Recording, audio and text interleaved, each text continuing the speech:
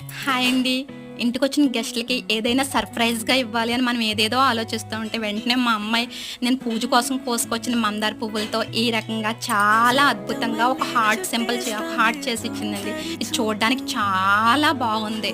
దీన్ని చేయడం కూడా చాలా ఈజీ. ఒక కార్డ్‌బోర్డ్‌ని తీసుకొని హార్ట్ షేప్‌లో కట్ చేసి, ఒక డబుల్ టేప్‌ని తీసుకొని, దానికి బోత్ సైడ్స్ మందార పువ్వు రేఖలకి అండ్ కార్డ్‌బోర్డ్‌కి కలిపి ఈ రకంగా పేస్ట్ చేసేస్తే, కొంచెం నీట్‌గా పేస్ట్ చేసుకుంటా వెళ్తే ఫైనల్‌గా ఈ రకంగా ఒక అందమైన హార్ట్ సింబల్ అయితే రెడీ అయిపోయిందండి మందార పువ్వులతోని. ఇది చూడడానికి ఒక బొకేలా ఉంది కదండీ! వచ్చిన గెస్ట్‌లకి ఇది ఇవ్వగానే థ్రిల్ ఫీల్ అయిపోయారండి. ఇలాంటివి మనం పిల్లల్లోని ఎంకరేజ్ చేయడం వలన వాళ్ళలో మెంటల్‌గా క్రియేటివిటీ అనేది బాగా డెవలప్ అవుతుంది.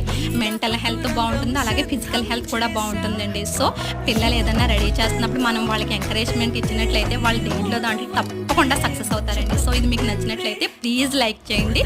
సబ్స్క్రైబ్ చేసుకోండి ఛానెల్‌ని.